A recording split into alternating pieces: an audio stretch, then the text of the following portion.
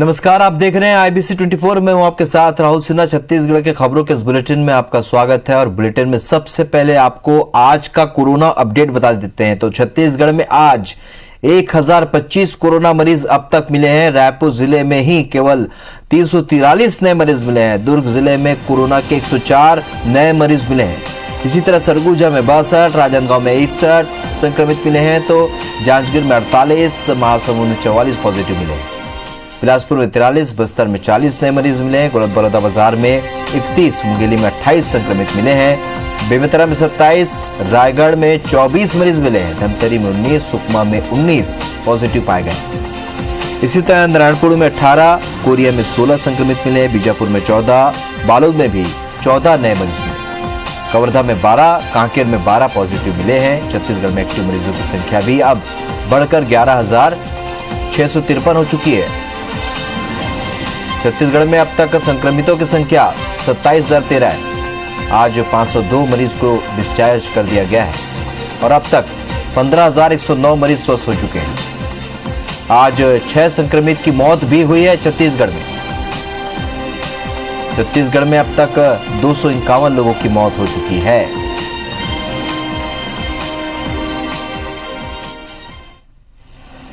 छत्तीसगढ़ का corona metre आपको दिखा दें। यहाँ पर 1025 नए मरीज आज मिले हैं। 27,013 मरीज अब तक हुए हैं, जिनमें 15,109 ठीक हो चुके हैं। वहीं 251 लोगों की अब तक छत्तीसगढ़ में मौत हुई। लगातार संक्रमण बढ़ रहा है और कोरोना का कहर छत्तीसगढ़ में थमने का नाम नहीं ले रहा है। स्टार जैन हमारे सहयोगी फोन लाइन पर जुड़े हैं। स्टार, जिस तरीके से हम देख पा रहे हैं, लगातार छत्तीसगढ़ में मरीजों की संख्या बढ़ रही है और सबसे ज्यादा मरीज फिलहाल रायपुर में ही सामने आ रहे हैं।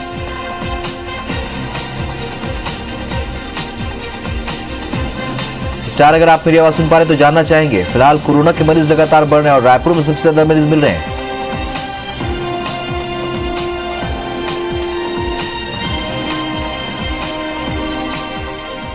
स्टार, अगर आप मेरी आवाज सुन पा रहे हैं तो जानना चाहेंगे, रायपुर में लगातार मरीजों की संख्या बढ़ी है। पूरे छत्तीसगढ़ में भी जगह जगह से मरीज सामने आए। जी बिल्कुल, आप सही पे हैं। छत्तीसगढ़ में कोरोना का केस काफी तेजी से बढ़ रहा है और कहीं ना कहीं इसके संक्रमण काफी तेजी से बढ़ रहा है। मौजूदा स्थिति में 27,000 के करीब एक्टिव केस पहुंच चुके हैं। वहीं जबकि मरने वालों की बात करें तो मरने वालों की संख्या भी 250 क्रॉस कर चुकी है। तो ये एक बड़ी चिंता की स्थिति हो चुकी है और विशेषकर राजधानी रायपुर के लिए, क्योंकि यदि 27,000 केसेस में बात करें तो लगभग आधे केसेस जो है वो राजधानी रायपुर के हैं। एक्टिव केसेस में भी यही स्थिति है कि पूरे छत्तीसगढ़ में से लगभग 50% एक्टिव केस राजधानी रायपुर में है। और ये एक बड़ी चिंता की स्थिति है, क्योंकि एक्टिव केसेस के साथ साथ कोरोना से मौत का आंकड़ा भी काफी तेजी से बढ़ रहा है, जो पूरा एक चिंता का विषय है और लगातार इस पे ज्यादा सतर्कता बरतने की आवश्यकता है पहले से। आप बिल्कुल सतर्कता बरतने की आवश्यकता, लेकिन लोग लगातार लापरवाही कर रहे हैं। इस जानकारी के आपको बहुत बहुत शुक्रिया स्टार। तो हम भी लोगों से अपील करना चाहेंगे, जिस तरीके से मरीजों की संख्या बढ़ रही है, केवल जरूरत पड़ने पर ही घर से बाहर निकलें, अपने कामकाज की चीजें खरीदें, लेकिन बेवजह घर से ना निकलें और भीड़ भाड़ वाले इलाके में ना जाएं, क्योंकि मरीज लगातार बढ़ रहे। संक्रमण तेजी से फैल रहा है छत्तीसगढ़ में और सबसे बुरे हालात रायपुर में।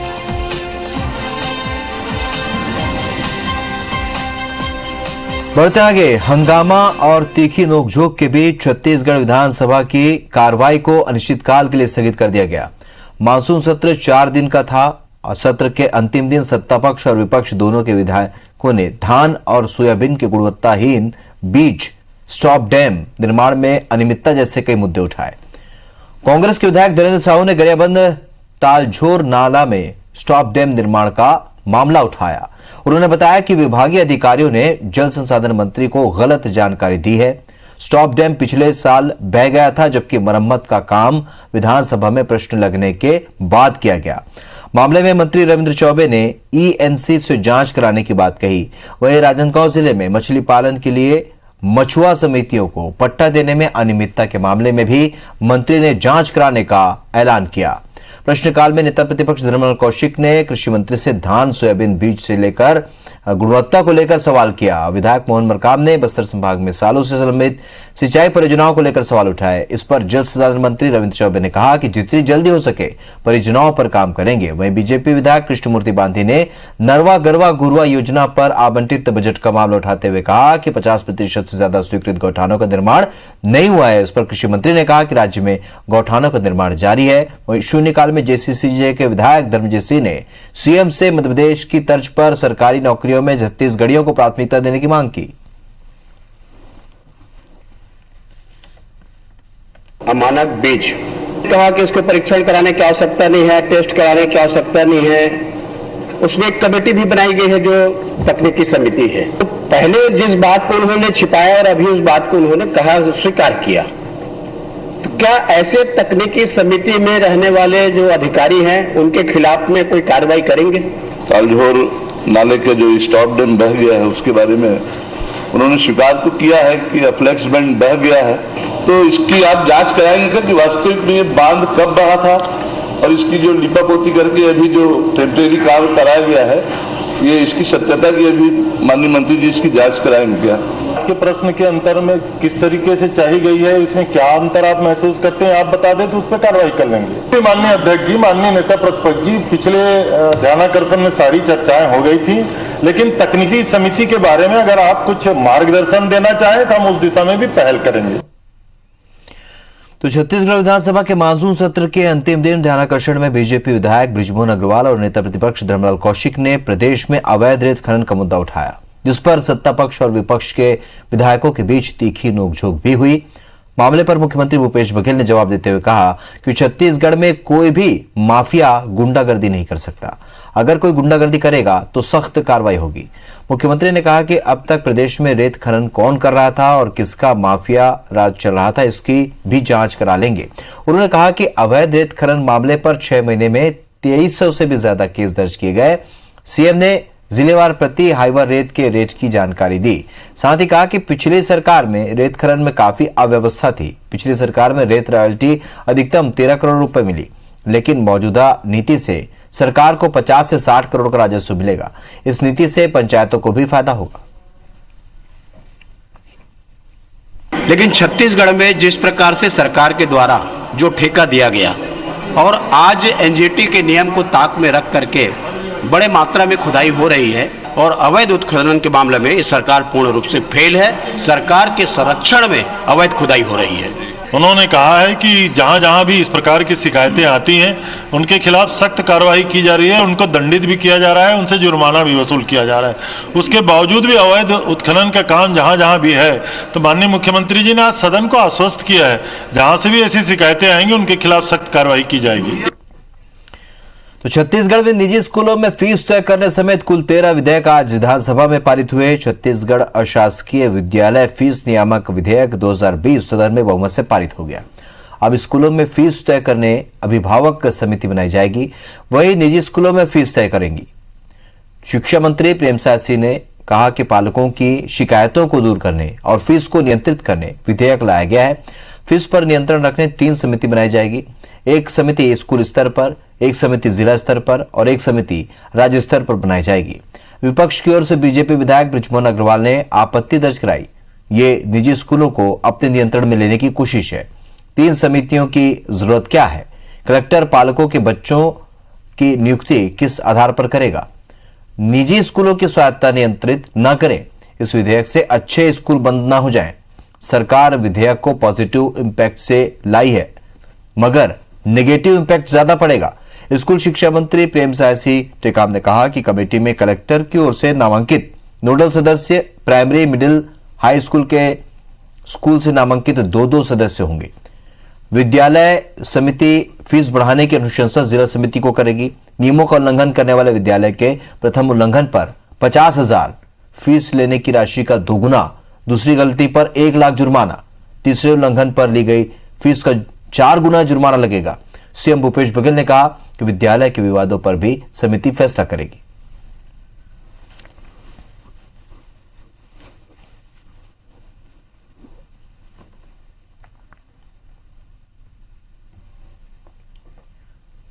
रुक करेंगे कुछ और खबरों का। तो छत्तीसगढ़ विधानसभा का नया भवन नया रायपुर में बनेगा। कल शनिवार को दोपहर 12 बजे विधानसभा भवन का भूमि पूजन किया जाएगा।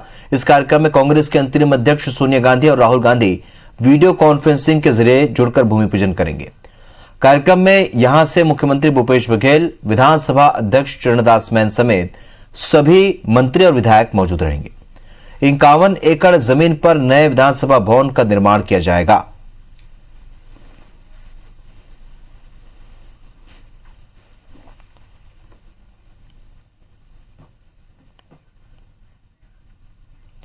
कोरोना काल में होने वाले नीट और जेईई के एग्जाम को आगे बढ़ाए जाने की मांग को लेकर आज छत्तीसगढ़ में कांग्रेस ने प्रदर्शन किया। रायपुर के अलावा बिलासपुर, दुर्ग, अंबिकापुर, रायगढ़, कोरबा समेत सभी जिला मुख्यालयों में कांग्रेस, युवा कांग्रेस और एनएसयूआई के नेता कार्यकर्ताओं ने प्रदर्शन किया और ज्ञापन सौंपा। कांग्रेस का कहना है कि देश कोविड-19 महामारी के संकट से जूझ रहा है। साथ ही बिहार, असम समेत अधिकांश प्रदेश बाढ़ से प्रभावित हैं। आवागमन के लिए रेल, बस सुविधा बंद है। ठहरने के लिए होटल, लॉज बंद है। ऐसी स्थिति में छात्रों से एग्जाम लेने को गलत बताते हुए इसे आगे बढ़ाने की मांग की गई। कांग्रेस ने आज सोशल मीडिया में speak up for student safety tag कर कोरोना काल में परीक्षा नहीं कराने की मांग की। मुख्यमंत्री भूपेश बघेल का कहना है कि केंद्र सरकार अपनी जिद पर अड़ी हुई है। वहीं प्रदेश कांग्रेस के अध्यक्ष मोहन मरकाम ने कहा कि ये परीक्षा जानलेवा साबित हो सकती है। गृह मंत्री ताम्रध्वज साहू ने कहा कि केंद्र सरकार लाखों छात्रों के जीवन के साथ खिलवाड़ करने जा रही है। देश अभी कोरोना संकट से जूझ रहा है, लेकिन सरकार नीट और जेईई की परीक्षा कराने पर तुली हुई है। हम हर संभव कोशिश कर रहे हैं कि परीक्षा न हो, आगे बढ़ाई जाए, लेकिन केंद्र सरकार अड़ी हुई है और इसका हम पुरजोर विरोध करते हैं। लाखों बच्चों को देश के हजारों परीक्षा केंद्रों में बुलाकर जेईई और एनईईटी की लिखित परीक्षा लेना जानलेवा साबित हो सकता है। छत्तीसगढ़ में निजी स्कूलों की ओर से फीस वसूली को लेकर दायर हुई पुनर्विचार याचिका के साथ हस्तक्षेप याचिका को बिलासपुर हाईकोर्ट ने आज खारिज कर दिया। हाईकोर्ट ने इन याचिकाओं को सुनने लायक ही नहीं माना। आपको बता दें कि हाल ही में हाईकोर्ट ने निजी स्कूलों को राहत देते हुए उन्हें ट्यूशन फीस लेने की अनुमति दे दी थी। इसके बाद याचिकाकर्ता सिद्धांत डागी ने पुनर्विचार याचिका दायर की थी। निजी स्कूलों की ओर से पैरवी कर रहे वकील ने कहा कि हाईकोर्ट ने लंबी सुनवाई के बाद ही अपना आदेश जारी किया था, जिसमें स्टूडेंट्स और पेरेंट्स एसोसिएशन की 3 हस्तक्षेप याचिकाएं भी शामिल थी।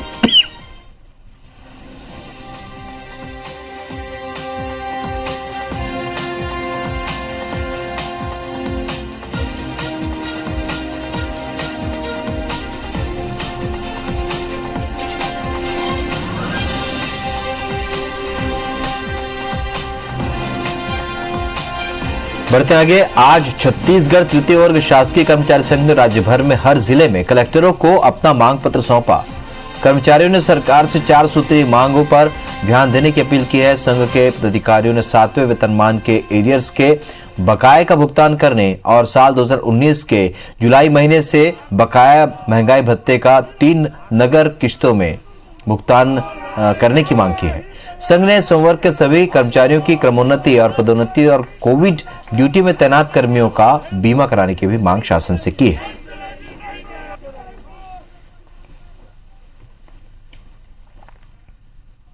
बात करेंगे छत्तीसगढ़ में बारिश के कहर की।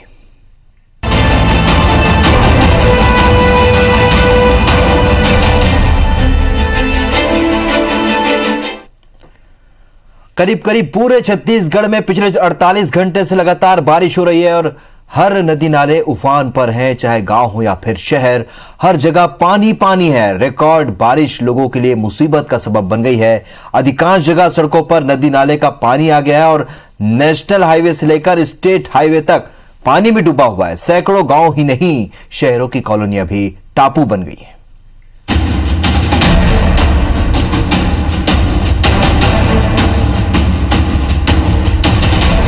छत्तीसगढ़ के लगभग हर शहर और गांव में पिछले 24 से 28 घंटों से लगातार बारिश जारी है। पूरा प्रदेश तरबतर है। राजधानी रायपुर में बारिश का पुराना रिकॉर्ड टूट गया। यहां 24 घंटे में 146 मिलीमीटर बारिश दर्ज की गई। 2 दिनों की बारिश ने हर किसी का हाल बेहाल कर दिया। रायपुर की निचली बस्तियों में पानी घुस गया। पंडरी, मोवा, सड्डू, परसूलीडीह और जल विहार कॉलोनी में सैकड़ों घरों में पानी घुस गया। पुलिस लाइन के 40 घर जलमग्न हो गए हैं।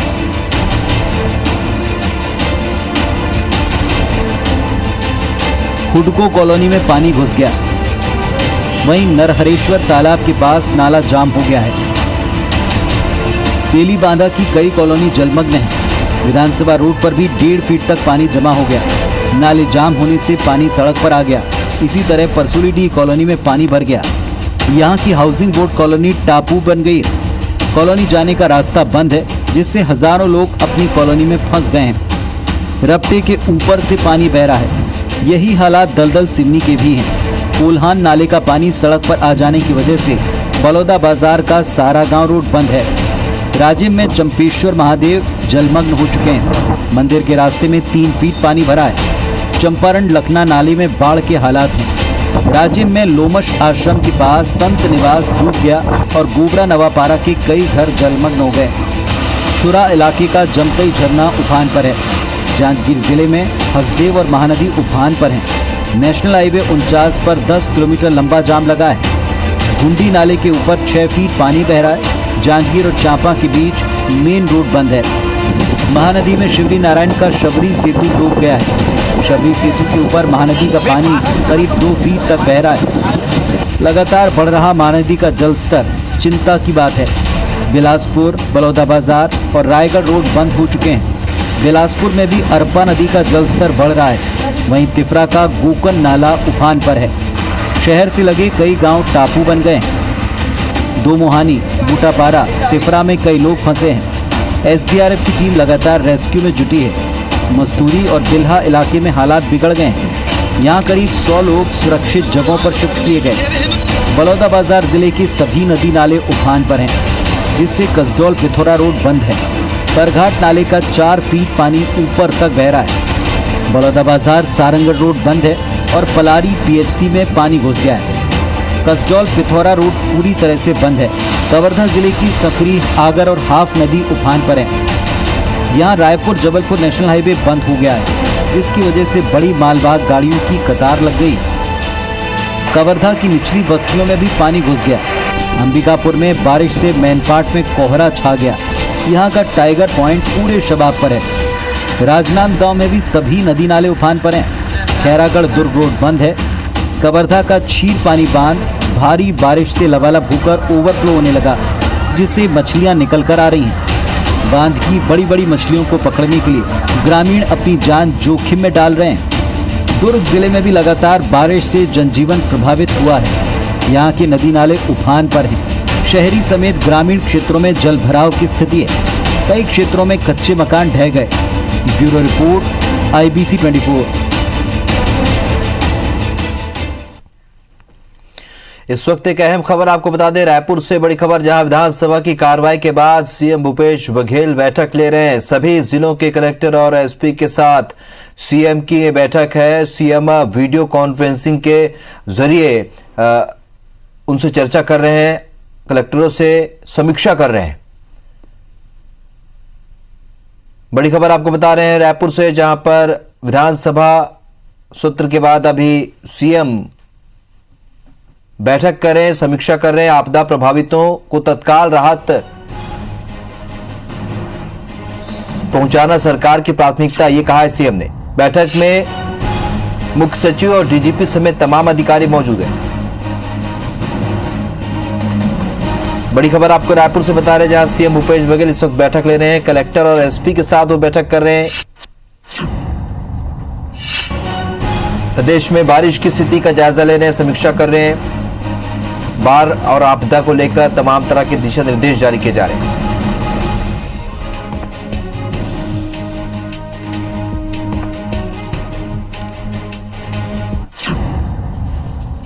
छत्तीसगढ़ की खबरों में फिलहाल इतना है, लेकिन ताजा अपडेट के लिए आप बने रहिए IBC 24 के साथ। नमस्कार।